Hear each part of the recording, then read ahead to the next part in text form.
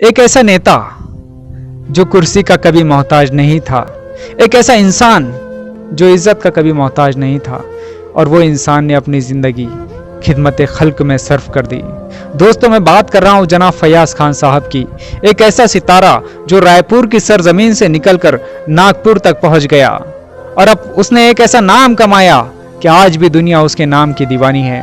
एक ऐसा शख्स जिसके बारे में अगर कोई सुन ले, उनकी शख्सियत के बारे में अगर कोई जान ले, तो लोग उनसे मिलने की तमन्ना करते थे। जब लोग उनके बारे में सुनते थे तो उनके दिल में एक तमन्ना जाग जाती थी कि यार मुझे भी फैयाज़ खान से मिलना है। और दोस्तों, वो मेरे आइडियल थे। फैयाज़ खान साहब को मैंने अपना आइडियल बनाया था, क्योंकि उनकी ज़िंदगी के बारे में जब मुझे पता चला, उनकी ज़िंदगी की हकीकत के बारे में, कि ये इंसान इतने छोटे से मुकाम से लेकर इतने बड़े मुकाम पर पहुंचा, तो दोस्तों कौन है फिर जो उनको अपना आइडियल ना बनाए।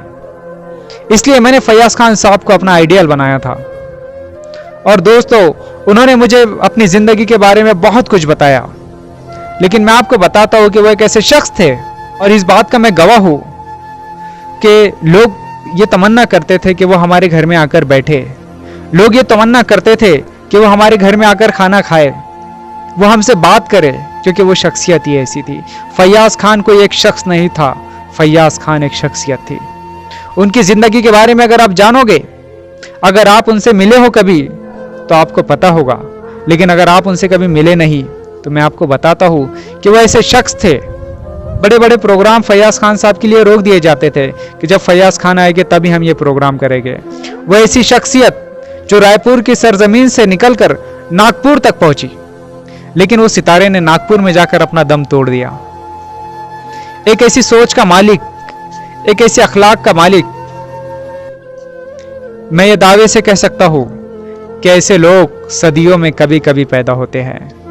ऐसे लोग हमेशा नहीं रहते, ये लोग सदियों में कभी कभी आते हैं। ऐसी सोच वाले, ऐसे किरदार वाले, ऐसे अखलाक वाले लोग ज़माने में हर वक्त नहीं रहते। ऐसे लोग सदियों में कभी कभी आते हैं। क्योंकि मैंने अपने बचपन से अभी तक फैयाज़ खान जैसा इंसान देखा ही नहीं। उनके बात करने का लहजा, उनके अखलाक, उनका किरदार, जब कोई उनसे मिलता था ना, तो उनका दीवाना हो जाता था, तरसता था फिर उनसे अगली बार मिलने के लिए। मैं आपको बताता हूँ कि जब मैं यहाँ पर आ रहा था, तब हमारी मुलाकात हुई थी। फैयाज़ खान साहब ने रायपुर की सरजमीन पर एक प्रोग्राम रखा था। वो शायद उनका आखिरी प्रोग्राम होगा। बहुत सारे लोगों को इनवाइट किया, उस प्रोग्राम में बुलाए। वहाँ पर उन्होंने जब बात किए, उन्होंने अपने प्लान के बारे में बताया कि मैं ऐसे करने, वो स्कूल खोलने वाले थे। उन्होंने बताया कि मैं स्कूल खोलना चाहता हूँ, और बहुत सारी ऐसी चीज़ें उन्होंने बताए थे जो वो खिदमत खल्क के लिए करना चाहते थे, अवाम के लिए करना चाहते थे। वो शायद उनका आखिरी प्रोग्राम होगा। तो मैं भी उस प्रोग्राम में मौजूद था, मेरी भी वहीं पर उनसे बहुत अच्छी मुलाकात हुई। लेकिन कहते हैं ना कि इंसान की प्लानिंग, इंसान की ख्वाहिशात सब अधूरी रह जाती है। लेकिन ये बात भी सच है कि अल्लाह ताला ने फैयाज़ खान के लिए इस दुनिया से ज़्यादा खूबसूरत, बहुत बेहतरीन अल्लाह ने उनके लिए जन्नत तैयार कर रखी होगी कि फैयाज़ खान, अब तुम्हारी जगह याद दुनिया में नहीं है, तुम मेरे पास आ जाओ। फैयाज़ खान साहब कोई मामूली इंसान नहीं थे। जो इंसान उनसे मिलता था ना, तो उस इंसान से पूछिए कि वो इंसान कैसे थे। जब मेरी उनसे मुलाकात हुई तो हमारी इंटरव्यू के ताल्लुक से कुछ बात हुई थी। मैंने कहा था फैयाज़ खान साहब से कि मैं आपका इंटरव्यू लेना चाहता हूँ। पहले फैयाज़ खान साहब ने उनकी ज़िंदगी के बारे में मुझसे कुछ बताया कि हुज़ैफ मेरी ज़िंदगी के ये पहलू है।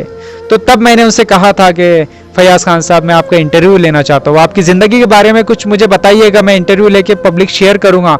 क्योंकि बहुत सारे लोग ऐसे हैं जो आपसे इंस्पायर हो गए, ऑलरेडी लोग उनसे बहुत ज़्यादा इंस्पायर है, लेकिन और ज़्यादा हो गए। तो उन्होंने मुझसे कहा था कि ठीक है हुज़ैफ, ये तारीख को हम इंटरव्यू करते हैं।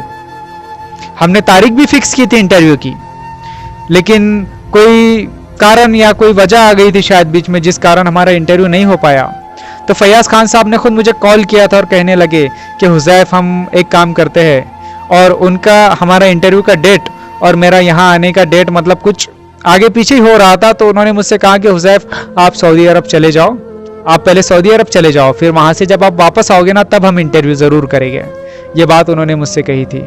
जब मुझे खबर मिली ना, तो मेरे दिल में एक बहुत तकलीफ हुई कि यार हमारा इंटरव्यू भी अधूरा ही रह गया। बहुत सारी बातें ऐसी उनसे जाननी थी मुझे, लेकिन कहते हैं ना, वो हमारी आखिरी मुलाकात थी। फयाज खान साहब एक ऐसे नेता थे जो कुर्सी के कभी मोहताज नहीं थे। फयाज खान साहब एक ऐसे इंसान थे जो इज्जत के कभी मोहताज नहीं थे। फयाज खान साहब ऐसे इंसान थे कि लोग उनसे मिलने के लिए तरसते थे। और मैं आपको ये बात बताता हूँ कि फयाज खान साहब की बहुत सारी ऐसी बातें हैं जो उन्होंने मुझसे शेयर की है, लेकिन ये वीडियो बहुत लॉन्ग हो जाएगा, इसलिए मैं इस वीडियो में आपको नहीं बताऊंगा। लेकिन इंशाल्लाह अगले वीडियो में आपको ज़रूर बताऊंगा कि फयाज खान साहब से मैंने क्या क्या सीखा है। उन्होंने मुझे जो जो सिखाया है ना, तो मैं आपको ज़रूर बताऊँगा। और उनकी बातें सुनकर मैंने उस पर अमल किया। और बहुत सारी ऐसी बातें हैं जो अगर आप जान लोगे उनके बारे में, तो आप अगर अपनी ज़िंदगी में उन बातों को अमल करोगे ना, तो आपकी ज़िंदगी में बहुत बड़ा चेंजेस आ जाएगा। क्योंकि वो एक शख्स नहीं था, वो एक शख्सियत थी। तो दोस्तों, मैं आपसे गुजारिश करता हूँ कि आप भी दुआ कीजिएगा, और मैं भी अल्लाह ताला से दुआ करता हूँ, सरज़मीन सऊदी अरब से। और फयाज खान साहब बहुत ज़्यादा खुशकिस्मत है कि मोहम्मद के शहर से मैं उनके लिए वीडियो बना रहा हूँ, और मोहम्मद के शहर से मैं उनके लिए दुआ कर रहा हूँ। और अल्लाह से बस यही दुआ करता हूँ कि अल्लाह, जो सबसे खूबसूरत जन्नत रहेगी, जो सबसे आला जन्नत है और जो सबसे खूबसूरत जन्नत है, अल्लाह फयाज खान को उस जन्नत में जगह अता फरमाना, क्योंकि वो इंसान उसी जन्नत के हकदार थे। तो चलो दोस्तों, इस वीडियो को मैं यहीं पर समाप्त करता हूँ। फिर मिलूंगा मैं इंशाल्लाह आपको अगले वीडियो में। Thank you so much.